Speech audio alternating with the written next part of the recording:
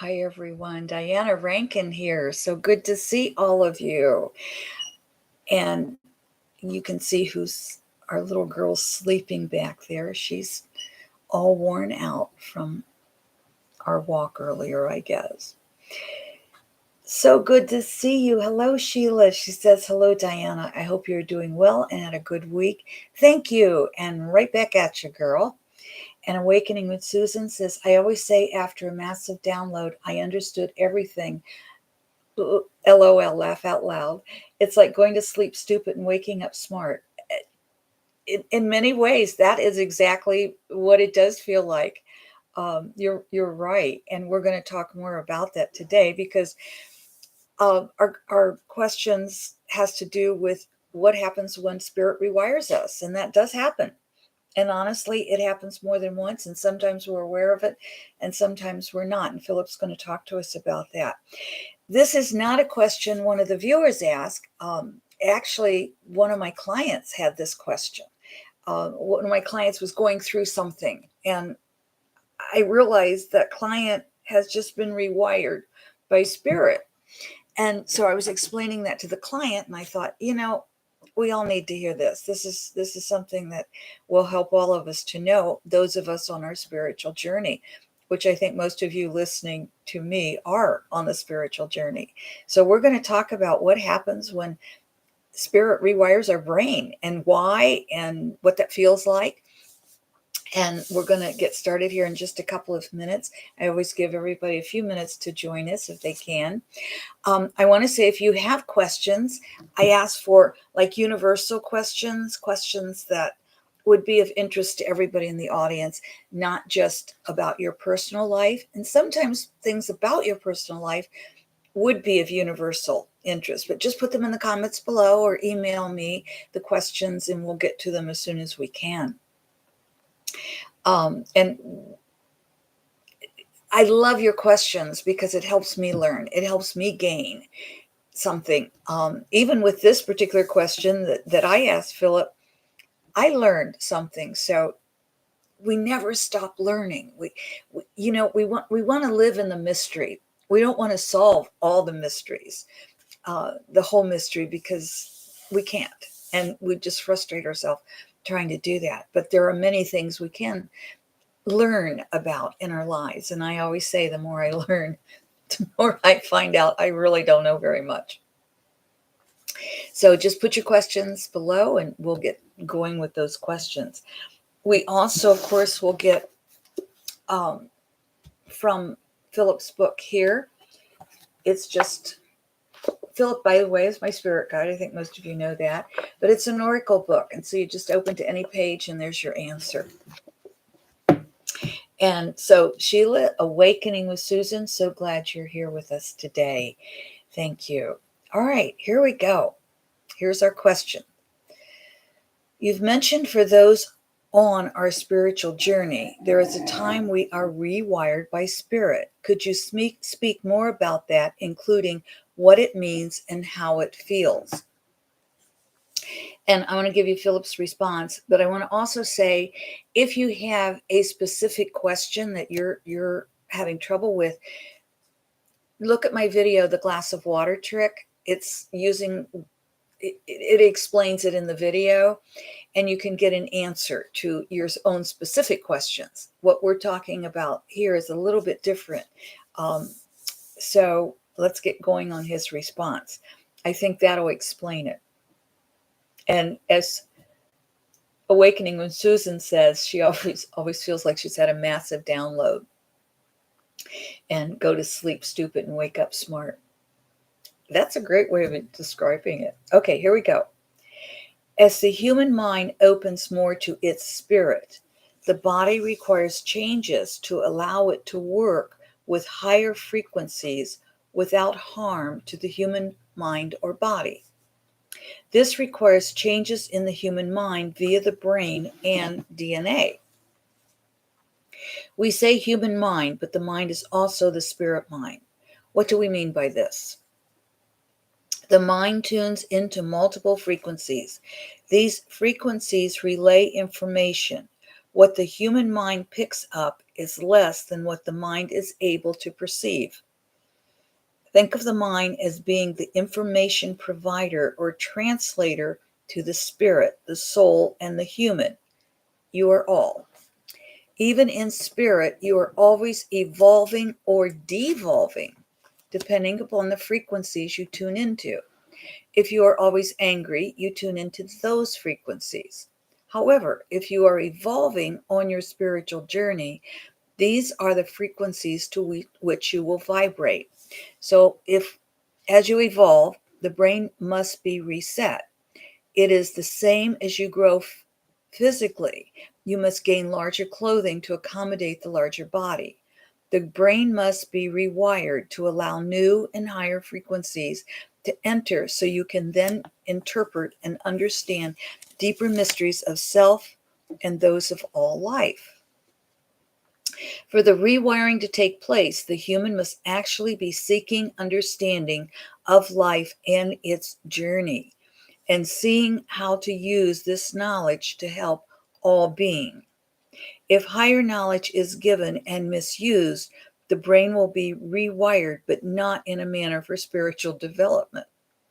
When the brain is rewired via spirit, the human is sleeping, so there is little or no physical discomfort.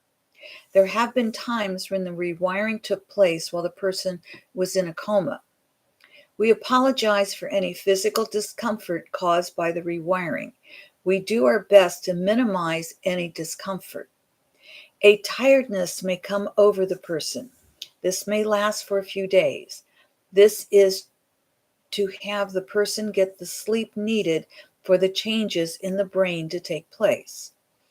Once the rewiring is complete, the person is usually aware something has taken place, but may not know what.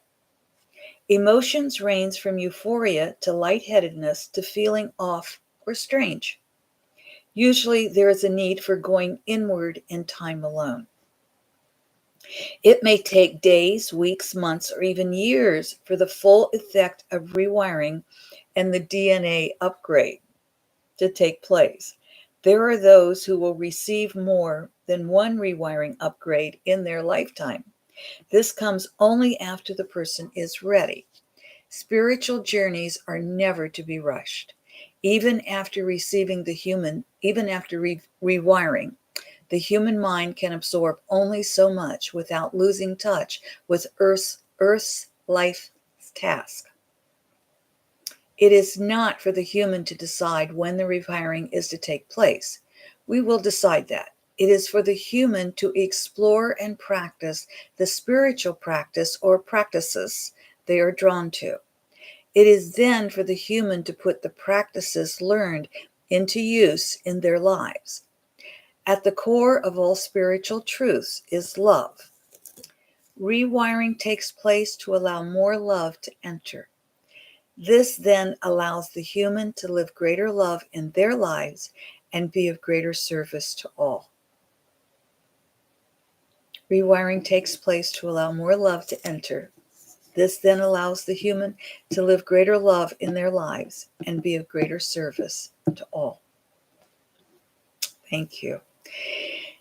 You know, I want to say it was late 1990s when I was writing 23 Days: A Celtic Journey, and I had this. I would wake up when I was writing that book. I'd wake up about 3 a.m. and go to my office and just start writing. And it's a book-length poem, and it's about a woman's journey of healing after a heartbreak.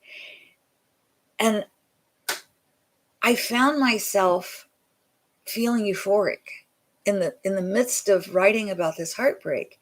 I felt this peace, this euphoria. I don't have a better words for it. Just peace and euphoria.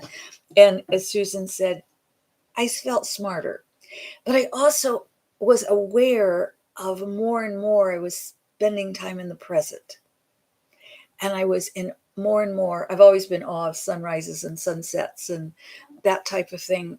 And I've always wanted to stop in the forest and look at the flowers coming up, especially in the springtime, even as a child. But this was different. This was an overwhelming euphoria. I just really felt one with everything.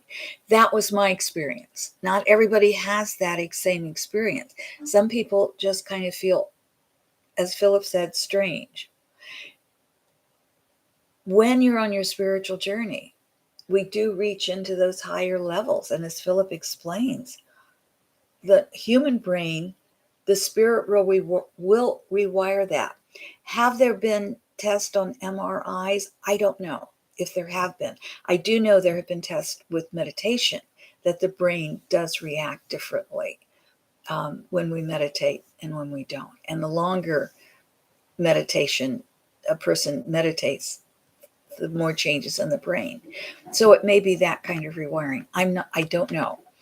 But it is definitely, there is a change that takes place as we move along our spiritual journey. So, and that may be a little bit different than if we ask for an answer to a question.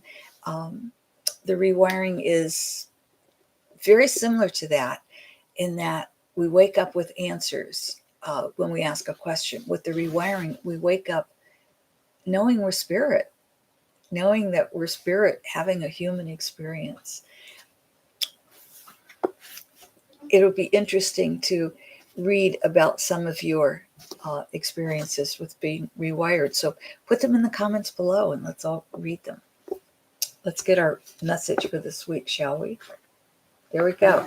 I'm hearing right. If you heard right, we're in sync intuitively. If you heard left, that's a message for you. So here we go with the right. Growth requires stretching beyond that which you know. Growth requires stretching beyond that with which you know. Yes, it does, doesn't it? That's page 281. And when we're on our spiritual journey, there are times I say we have to take the walk in the woods and make it lost. And I also say, sometimes we have to, if we're in a car and we're on the freeway, we have to stop for gas. So on our spiritual journeys, there are times we have to just stop and get a little lost, or stop for gas, or not always push ourselves so hard, because our spiritual journey really does take us to those places where we just sit and watch the sun come up, or watch a flower grow and see the miracle of that. That's part of our spiritual journey. So remember, growth requires stretching beyond that which you know, but it doesn't mean you don't have a vacation, shall I say, from the spiritual journey. You're still on it. So don't push so hard that you feel you're doing it wrong. You can't do it wrong. You can't do this wrong. All right, if you heard left, that which you fear becomes yours. That which you fear becomes yours. But for all of us, growth requires stretching beyond that which you know. Hello, Miss Merriweather. She says, thank you with hearts. I appreciate that. And Awakening with Susan said, I understood our place in the world and why we are here. Wow, I'd say that's huge. That's huge. Yes, that is beautiful. So thank you all for being here. Sheila, Susan, Miss Merriweather. I'm so glad you're all here with me today. I thank you for everyone. Thanks for those thumbs up that are printed below. And thanks for your comments and your questions. And if you have private questions, just get a hold of me. My phone number is on the website, and the link to the website's right below us here in the information. Until we see you next week at 1 o'clock every Friday, I do my best to come and answer whatever question we are working with. And Susan says, thank you so much. Thank you, Susan. And thank you all for the love that you give to your lives and the love you send out to the world. Thank you for accepting the love that we send you, little sleepy girl, and Lily, who's also sleeping in the other room. Thank you for the love we send you and accepting that love.